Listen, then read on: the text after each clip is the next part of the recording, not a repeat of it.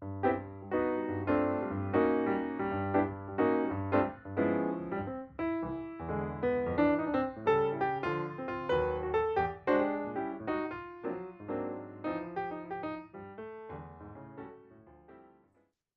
everyone, and welcome to Strip Search, the comic strip podcast. It is I, Pete Chianca, here as always with Dave London. How are you, Dave?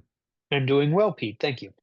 Now, you all might know us from our comic strip Pet Peeves, which has been running for quite a while now, since 2016. And we have several. We have three collections of strips collected into books, and one collection of our single panel sort of spin-off cartoon. It's a spin-off, much like Laverne and Shirley was a Or spin-off of Happy Days. cousin Robbie, Yes, exactly. I hope it doesn't mean that we've jumped the shark, the fact that it even exists. So if you are interested in such things or in just coming out to meet us, we wanted to mention right out of the gate that we will actually be out in the world up in Portland, Maine at KidsCon New England on November 9th. Am I right about that, Dave? I believe that's right.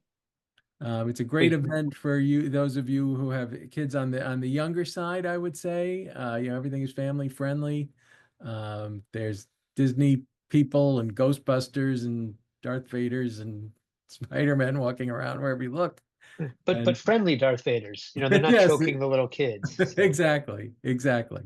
So we recommend you come out, and it's a great chance to sort of meet us and all the other cartoonists, illustrators, comic book creators, toy sellers, food vendors. I mean, you name it, they're there. A fantastic event for kids. We highly recommend it. We've been doing it for a few years. Yeah, And the people who run it do just such a wonderful job. We have to give them a huge plug. yeah, they're really, I don't know where they find the time, as we barely have time to They just buy extra step up minutes. there twice a year. Right. So yeah, more power to them. And also we wanted to mention now, Dave, am I to understand that you and some fellow cartoonists from New England went on a little field trip of late? We did a little frolic and detour yesterday. In fact, so we have a New England chapter of the National Cartoonist Society, and a group of us cartoonists went and trekked out to Western Mass to the Norman Rockwell Museum, where they're having an exhibit on Mad Magazine. So from the nascent genesis of Mad Magazine up to the present day, it's an exhibit of all original art. And so, everyone sort of has their sweet spot of when they were, a kid looking at Mad. Mine was probably roughly that, 1981 time frame. And so you get into like the Mort Drucker years, the Jack Davis years, Oh. the Dave Berg, Sergio Aragones, and so it's actually, so the Norman Rockwell Museum is a fantastic museum, and then they devote a good 4 rooms to original art of Mad Magazine, and it's just unbelievably phenomenal to see. So first I have to ask, before we even get into that, did all the cartoonists pile into a van, or did you drive separately? Those are clowns. So, by the way, when you all pop out, we mostly drove separately. A few of Oh, us okay. carpooled. I, So I was yeah, just picturing all of your faces pressed up against the glass of the bus window. right, I'm just right. going to pretend that that's how it went down. Yes. Well, we have we have the cartoonist mobile. It's like the Pope mobile, except not bulletproof. Yes, So yes. Um, no, that's very cool, and I love seeing the original art. Like I'm trying to remember. I think I probably was reading Mad too young because I remember like a lot of the 70s stuff, like the movie spoofs always stand out in my mind, and I remember Saturday Night Fever and Star Wars and Jaws, and so yeah, which I was real young, at that time. Um, and yeah. I mean, it's interesting because they go through all the sort of the sort of iterations, the various decades. So sort of some of the really early stuff, like the 50s and the 60s, was before our time. But some of the cartoonists from that time sort of migrated to yeah, what you and I kind of grew up with. But there was one of the covers of, it was actually the Jaws 2. So it's a cover of the shark popping out of the water yeah, with the woman on the the water ski. water skis, And so yeah. that was there. Yeah. But yeah, it's just you can't even put into words just how cool it is to see these drawings up close and the detail that goes into them. But right up to the present day, there's so one of my favorite modern caricaturist Tom Richmond, who's just an unbelievable caricaturist, and he has some of his stuff that's sort of he's sort of the he's the the person who's sort of taken over the reins of what Mort Drucker and Jack Davis were at one point in time. Now I'm going to give an unpopular opinion. I was actually more of a fan of Cracked. Do you remember Cracked? Interesting. I do remember correctly. There's like this tiny little. They have this one sort of like part of one of the walls where they actually have a cracked thing on there just to show that there was like this kind. There's a couple of sort of startups that were trying to compete with Mad. Yeah. And that was sort of the one that was the most famous. They got a lot of flack. But I actually didn't mind Cracked. I thought it was kind of funny. Yeah. And interestingly, they sort of reinvented themselves as a humor website a few years back. They seem to, actually be developing a little bit of a following. I don't see them anymore. But yeah, they had like a little guy with a pot in his head or something. Yeah, it's like a painter head A or something. painter's hat It's or interesting because something. so what happened with Mad Magazine is interesting. So they migrated to LA. So I think the editorial offices are in LA now. And they don't actually do a lot of new content. What they're doing is they're basically putting together a package of a new Mad Magazine, and they had some for sale at the Rockwell Museum. And the cover is new, so they'll have somebody draw the cover, but the inside is basically reruns of older material. Ah, And so interesting. you'll have sort of it's almost like a sort of classic Mad content repackaged. I That, mean, that it is what it that's a great is, way but to put cartoonists out of business. well, yeah. So so Maybe they're getting so, residual. so Well, stay if tuned. you're anywhere in the Massachusetts, or I would say, Eastern New York area, I guess, because once you get out there, you're not even Oh, that far from Albany. I think you're next to New York. I mean, you're closer to New York than you are Massachusetts, really, even though you're in Massachusetts. Right. Well, that's not Massachusetts. Right. No, Rio, Massachusetts. Yeah. Yes, we all know that Boston's real Right. Massachusetts. Oh, we're gonna get in trouble for that. Oh yeah. Um, so yeah, everybody check that out. It's just a great opportunity. I remember I went to see they had a comics exhibit at the Library of Congress. I happened to be in DC a few years ago with tons of old comic book stuff, and they had the original Amazing Fantasy number 15 pages by Steve Ditko. Those were the very first Yep. appearance of Spider-Man.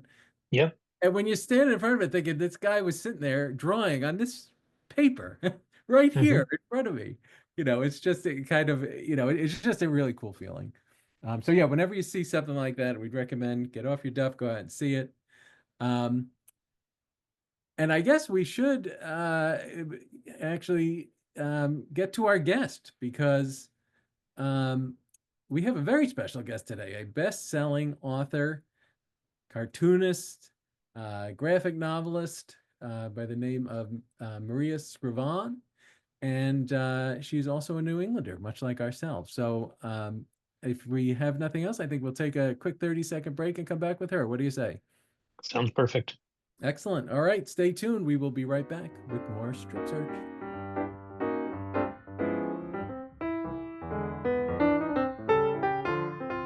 Hello, everyone, and welcome back to Strip Search, the comic strip podcast. I am Pete Chianca here, as always, with Dave London, and it is time to introduce this episode's very special guest. Maria Scrivan is a New York Times bestselling author and award-winning syndicated cartoonist.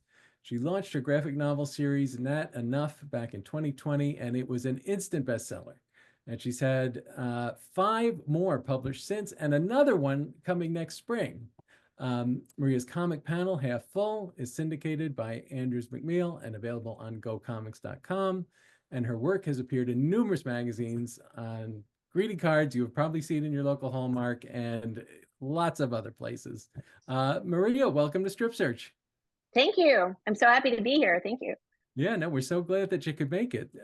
Just to start off, we're going to get into all that great stuff I just mentioned, but I wanted to mention first, you, like us, you're a fellow New Englander. So That's right. how are things in Connecticut?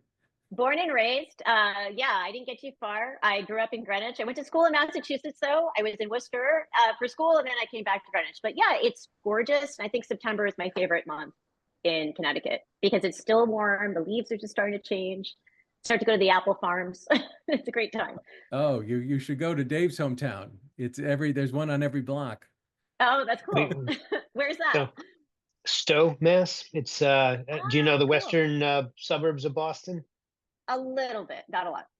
It's basically one of those like countryish towns with, lots of apple farms and golf courses. So Oh, great. Sounds good. And where did you go to school in Worcester? I was at Clark University. Oh, Clark is great. Dave's, Yeah. Dave has a son in school in Worcester as we speak. Am I right? Oh, Holy cool. Cross. All Yeah, right. Yeah, right right around the around the corner. corner. That's great. Worcester has Great. become Worcester's become sort of the I guess we're getting off topic here, but Worcester has become like the place because people can't afford to live like in Boston anymore, and so people sort of migrated west. And Worcester's like now this booming place where people can get like nice houses and actually afford to live there. So it's becomes Oh, kind of cool. like the next wave. That's great. All right, so now we're going to talk about the cartooning, and we're going to get back to our favorite subject. What inspired you to become a syndicated cartoonist in the first place? How did that happen? So that was a childhood dream come true. All I ever wanted to do in my life was be a cartoonist. So when I was little, I would read the Sunday Funnies from start to finish, every Garfield book that came out. I would read it and I would study it. And I knew all I wanted to do was become a syndicated cartoonist. So I started out with magazines. And then actually, I started out going to the New Yorker. And I went every Tuesday, and I didn't get in, but I had a stack of comics. So I went and pitched it to syndicates. So it was kind of neat that it worked out that way because I love colorful things and bright colors. It was perfect fit for me to be in the newspaper. And I think my 8-year-old brain blew up the first time I saw my comic in the newspaper. Now, did you get into the office of the New Yorker to show your stuff, or did you just Yeah, mean like you didn't? Okay, so you got in, you just didn't get into the magazine. I would go. And what I loved about that was I went every Tuesday because I'm right in Connecticut. So it's a quick train ride. I went every Tuesday. And at that time, I think it was 4 Times Square was the office before they moved downtown. And it would be this amazing group of cartoonists. And then afterward, we'd go out to lunch. So I got to hang out with Sam Gross, who became such a mentor to me. And unfortunately he passed away, but he was so amazing. And I learned so much of the business just watching these guys at lunch and hearing them talk about everything. It was really great. So it was an incredible experience. It's interesting how often Fantastic. his name in particular comes up when we talk to He's people. so brilliant. Yeah. He's so amazing. What's your favorite Sam Gross gag? Oh, well, I love the tape dispenser with the snails. But the ones that are really, I've seen him do, way back when I saw him do a talk, and they were just things that wouldn't be published in any magazine. He's hilarious. Like his super dark humor is really, really funny. I don't even know where Like, you would see it. it's like there's a couple books called the Rejection Collection of all the rejected Yeah, New Yorker cartoons, and yeah, they're hilarious because they're all yeah, totally over the top. But yeah, yeah, completely. And did you, when you were first starting out, like were you always sort of in the mindset of doing a single panel, with, unrelated jokes from panel to panel, as opposed to, say, a strip with characters, that like a Peanuts or something like that? Yeah, I don't know exactly why I was drawn to that, but I really love the challenge of a single panel because every time it's different. It's a different scene, it's different characters, and you have an entire story to tell in one panel. And it's really challenging because you can never rely on what a character is going to do. So it's such a contrast to the Nat books because it's a character. I know how she behaves, I know how her friends behave. So you sort of get some input from the characters in a way as you're working on it. And the Yeah. single panel is very different with that. But I love them both. They're different and they're both challenging in their own way, which is really fun. I mean, one thing I love about the Nat books, I've read a couple of them, is and we'll get into the sort of the characters and the plot, but you have her cat and dog are sort of this like Greek chorus, for the story, and you're able to incorporate some of that non sequitur humor there, Yeah. by using those characters. But obviously it's propelled by, the story of Natalie, and her middle school adventures, which are sort of like, if you've been to middle school, you will cringe at some of the memories that of some of the things that Nat goes through, because you'll remember. Right. And they were my going own through them. personal experiences. Well, And that was my next yeah, question. How much of that was you, they're and how much very, you get from something somewhere else? yeah, they're very personal. Pretty much everything Nat went through, I had also gone through.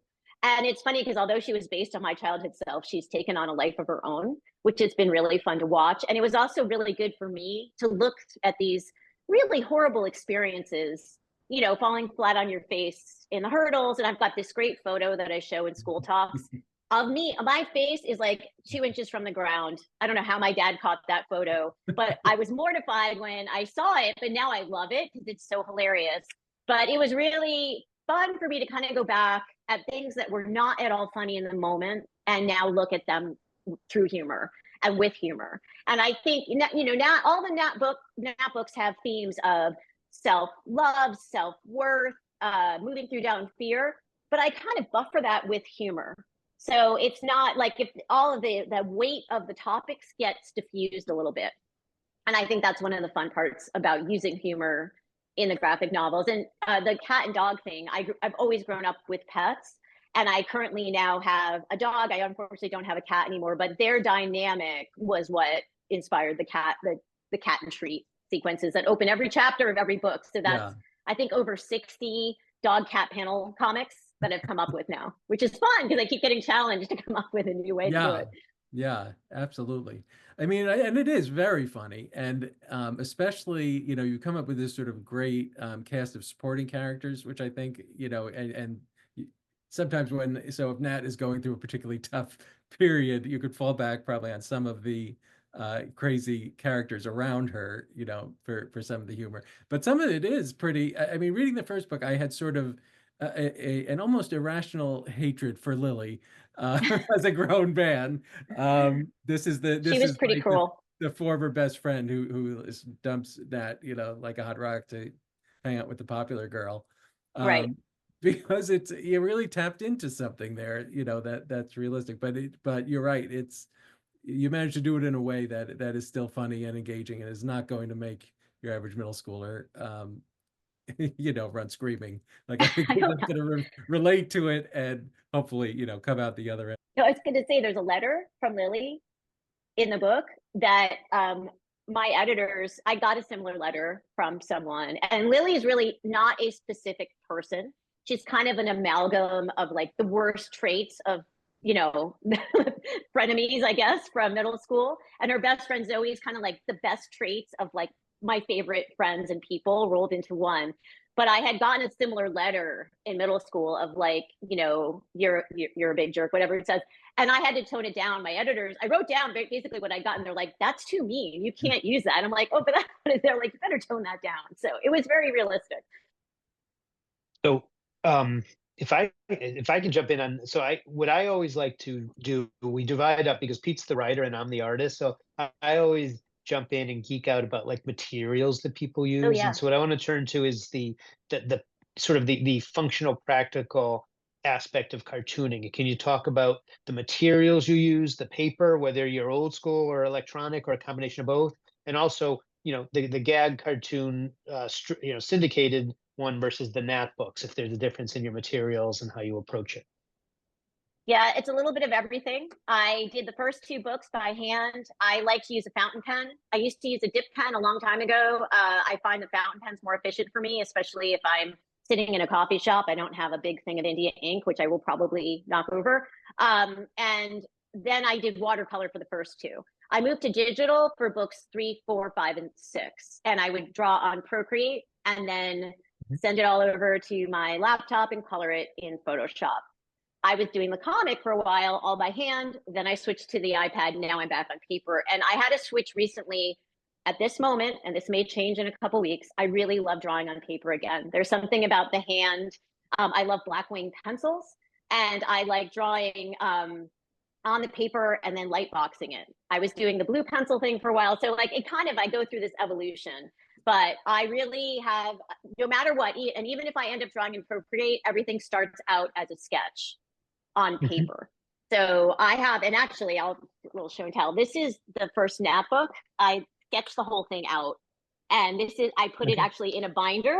so I can see all the pages. So these are all super, super roughs, but I just need to see the flow and actually flip it like a book. And then I end up building the whole thing in InDesign for the same way, because I want to see where the joke lands and then what's leading to the next page.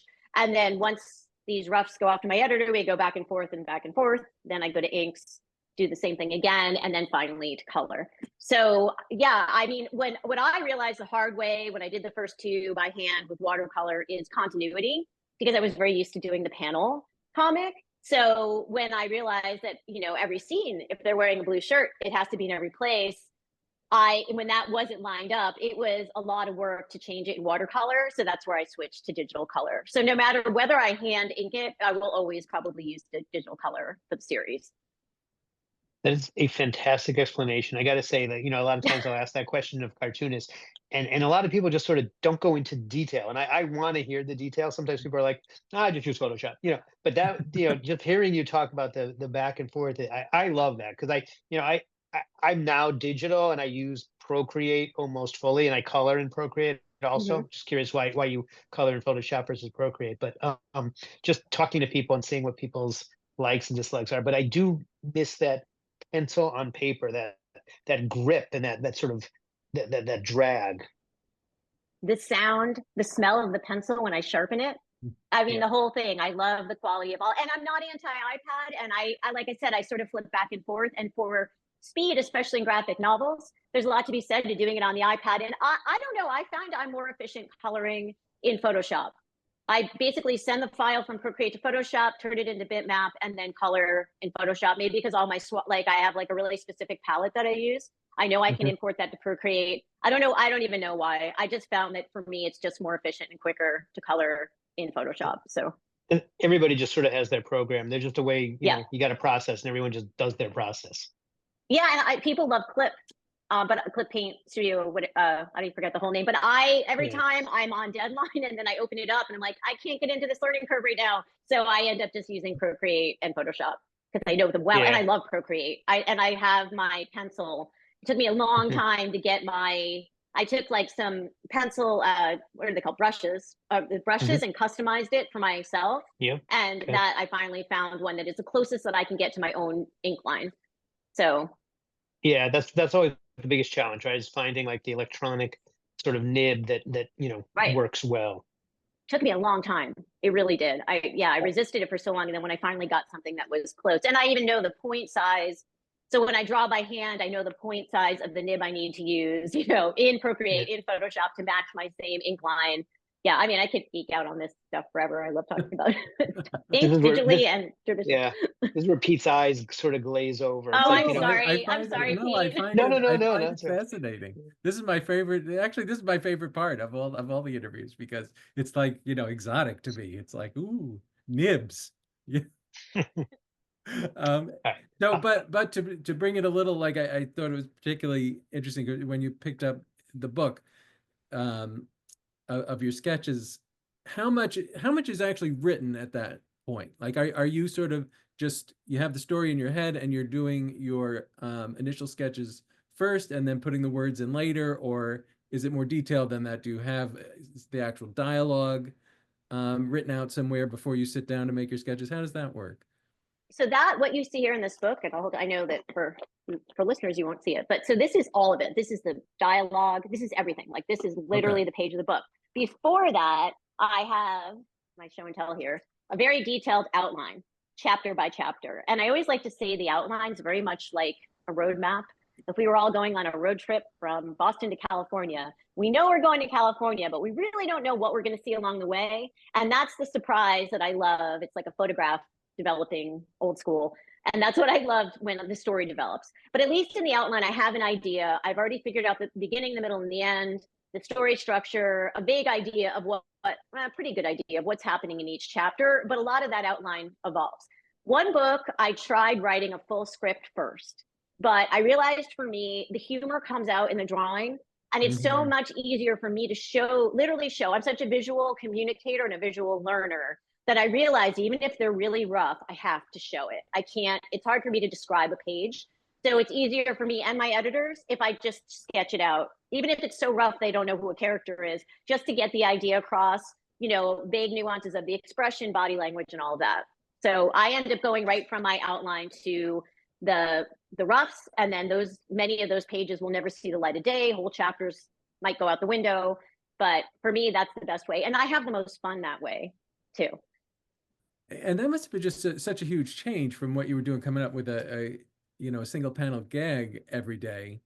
Did you, Yeah. come upon this process on your own? Okay, I'm going to do I'm going to do an outline. I'm going to do this and that. Was it trial and error? Did you have a mentor, who walked you through it? How did that work?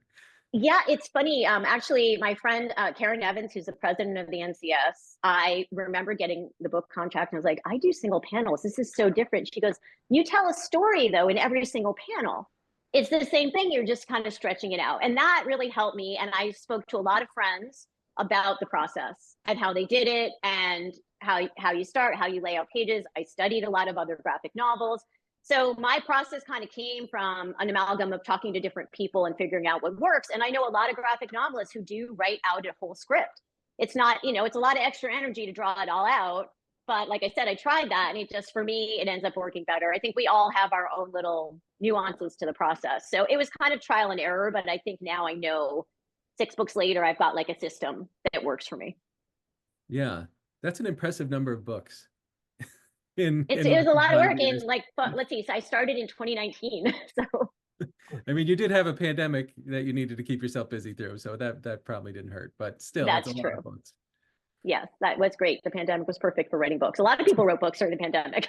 They did. That was the one thing it was good for. The book writing. That's right.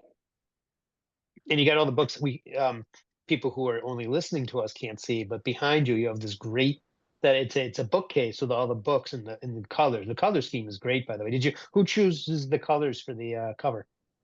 I chose the first, second, and third, and then I think we had talks about the fourth. I think I chose the fifth. I love vibrant colors, so it works out, and I think they do look good. And then the sixth one, called Nat Enough, is coming out in the spring, and that's royal blue. And that's really fun because that was definitely based on childhood of Nat does not think she's an athlete. She gets picked last for gym. She and there's this one scene where I have here it is.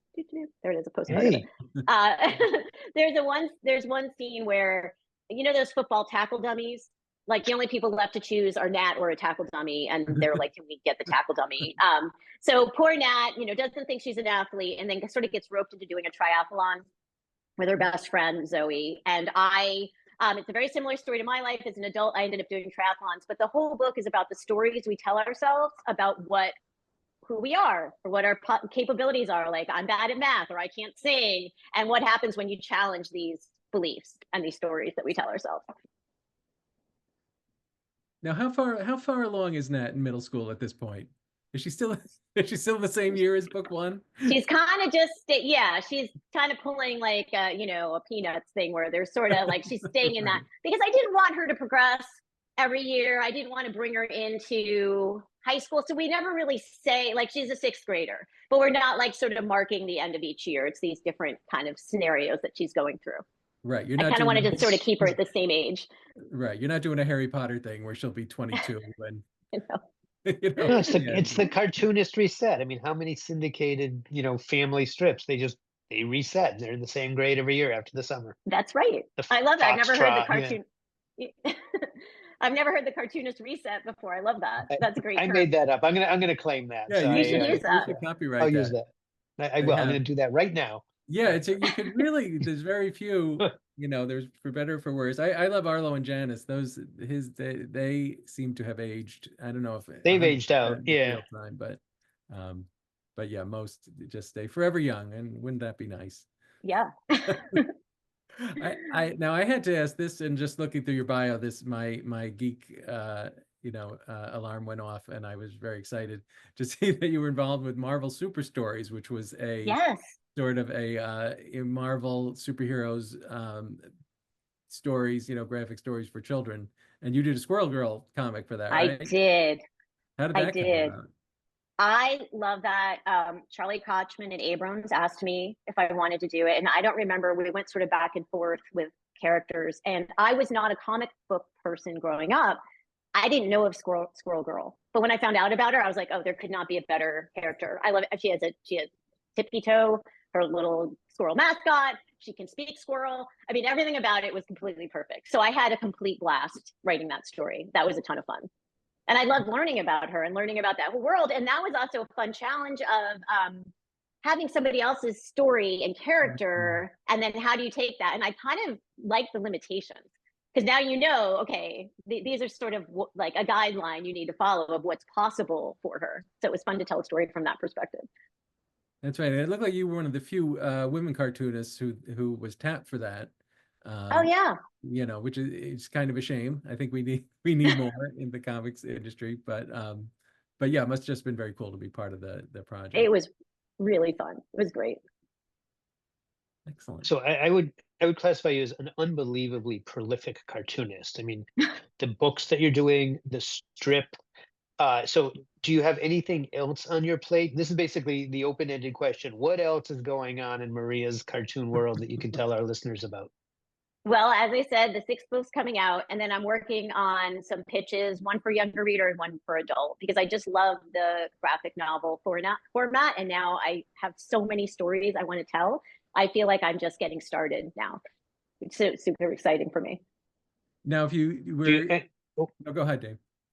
Oh, sorry. This is one of those. I like to sometimes ask people what their favorite gags of other cartoonists are, but I asked for the Sam Gross one. What about your own gag? Do you have a particular gag that you've done that, like, you know, we all have one that we like, that we've written, that we can, like, you know, think that that's one of our favorites. Do you have a particular one that's your favorite in your repertoire? Favorite's always such a hard question for me. I will say this though before I answer it.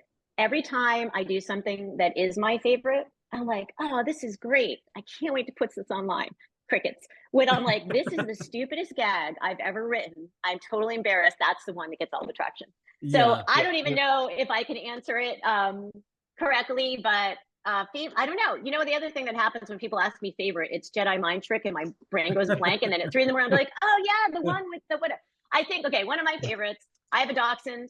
So there's a dachshund growth chart. So when I got my dog Toby, he was a puppy. He was about 3 pounds like this. And instead of getting taller, he just kept going like this. So instead of the little lines going up the wall, the little growth chart goes this way.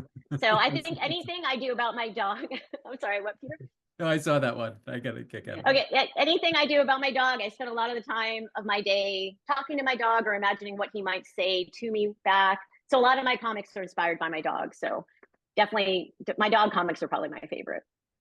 Fantastic answer. And I know I threw you on the spot there, so I recognize that. So yeah, it's like when I have to, like, when I meet somebody and I can't remember their name and then I have to introduce them, you know, that's the Jedi mind blank. Yeah. Yeah, it happens. Same thing. Yeah. I'm having some serious issues with that, to the point where my family is like, hello, are you listening to us? Oh no. But you know, it's something that happens to you in your 50s. You don't have to worry about that for a while. So anything else people should know about Nat Enough, about where to find it, when to expect the next book, or anything else you'd like to share with everybody? Nat is in most places books are sold. She's on Amazon and Barnes and Noble and lots of independent bookstores. And I love supporting independent bookstores whenever I can. Nat a Chance, and is coming out March of 2025.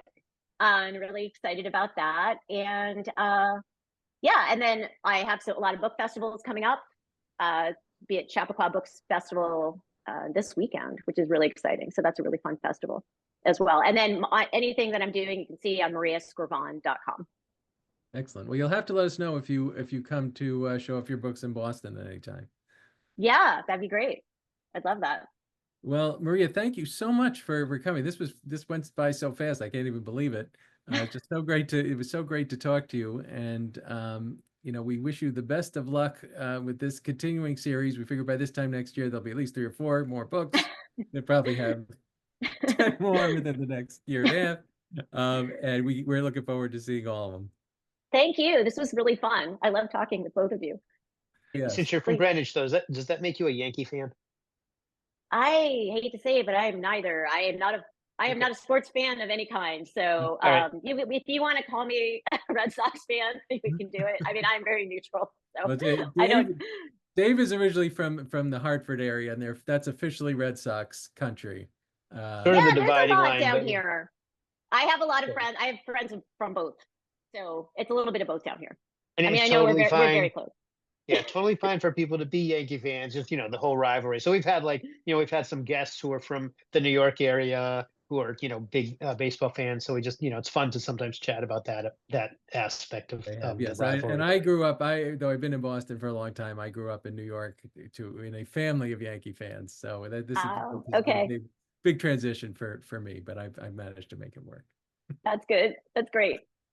All right, everybody. That brings us to the end of another episode of Strip Search, the Comic Strip Podcast. Our 50th episode, incidentally, when I was looking at the list. So, Maria, we are honored to have you as our 50th guest. And we will be back. And our hopefully with podcast just got the thing from ARP. We can join. Right. That's great. Right. They've got really good rates on insurance, I hear. So It is. I've seen the commercials. And we will be back hopefully with a 51st episode anytime now. So please stay tuned.